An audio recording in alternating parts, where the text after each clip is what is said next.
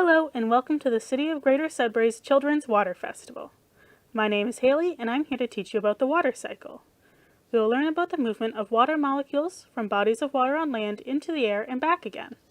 There are four main components of the water cycle: evaporation or transpiration, condensation, where the water vaporizes into clouds, precipitation, where it falls back down as rain or snow, infiltration, runoff, and recharge, where it goes back into the ground and bodies of water.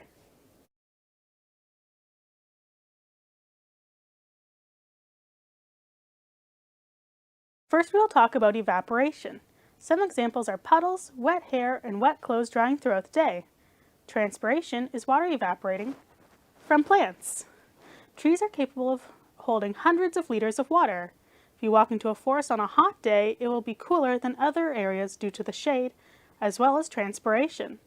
Think about when you last went on a hike or nature walk on one of our Rainbow Roots trails or in the Lake Laurentian Conservation Area. It's much cooler in the forested area than in the parking lot. Similarly to how we sweat when it's hot out, plants release micro droplets of water into the air. This creates humidity, and warm air can hold more water than cool air.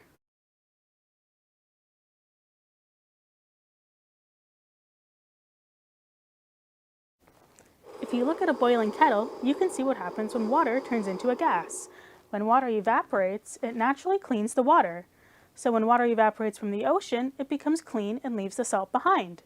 Similarly, pollution stays behind when the water evaporates, as only the water vapor is released. That doesn't mean, though, that we can drink water from the air.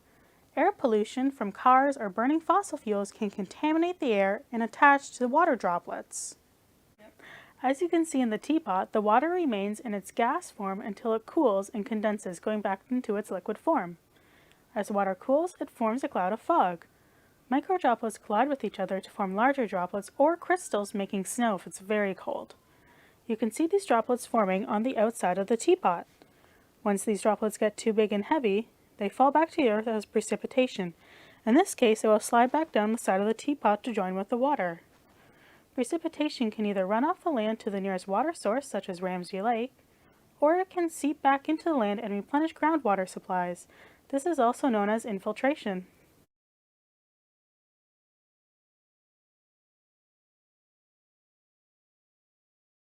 Now, this is an activity you can do at home or in the classroom, individually or as a group. You will need a sandwich bag with a seal, a marker, some water, tape, and this is optional, but food coloring might make the process a bit easier to see. First, draw the 4 stages of the water cycle on your bag. The sun heats up lakes and rivers, which evaporates into water vapor.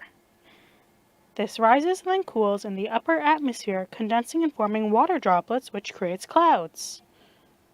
Once the clouds become oversaturated, it rains or snows as the water droplets fall back to the ground or body of water. Now that our bag is ready, we can pour in the water. First, I will take a moment to mix the food coloring and the water.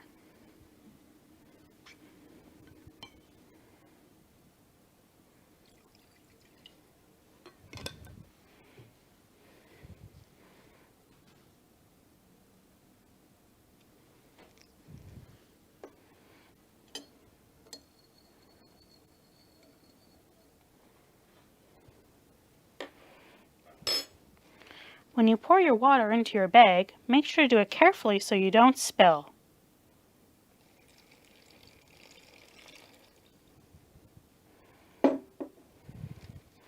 Then, seal your bag up tightly. Tape your bag to a sunny window and place a mark where the current water line is. The heat from the sun will cause the water to evaporate over time.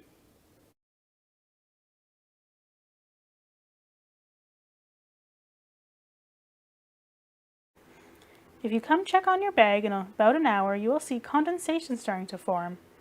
After a little bit, small water droplets will form. Once these become too heavy, they will slide down the side of the bag to join the water at the bottom. The water cycle is amazing, and the water we drink today is the same as the dinosaurs. That's why we need to conserve the water we have and prevent it from getting polluted.